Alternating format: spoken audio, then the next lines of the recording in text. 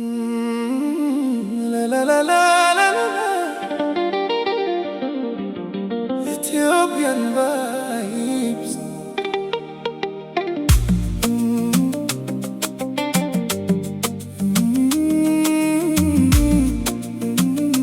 La la la la la. Ethiopian vibes.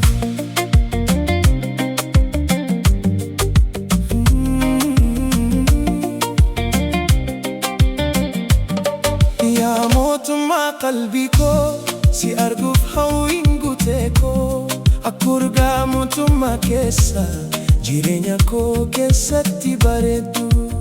Deemsa kee yeroo argu onneen koo sirba jalqabdi. Ija kee keessatti argate jaalala dhugaa jechuun maal akka ta'e yeroo hunda si yaada halkan keessa guyyaa keessa si malee hin danda'u ati faa jireenya koo. Qalbii koo siif kenneera jaalala koo siif kenneera ati mootummaa onnee koo yoomiyyuu si hin dhiisu. Qalbii koo siif kenneera harka kee keessa kaa'eera ati jechuun gammachuu koo yaa jaalallee koo.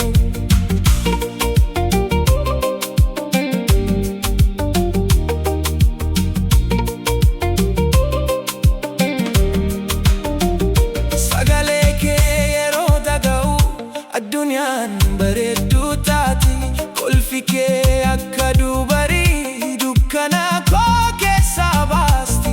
Karaa dheeraa yoo deemne harka wal qabannee deemna. Abdii koo fi hawwii koo si wajjin guutuu barbaada.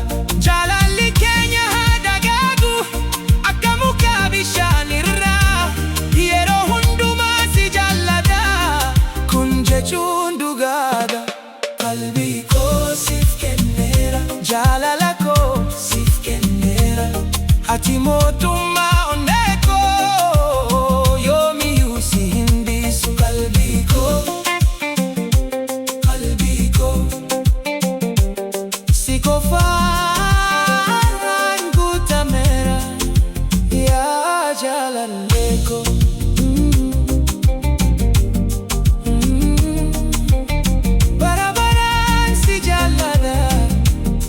Ethiopian vibes.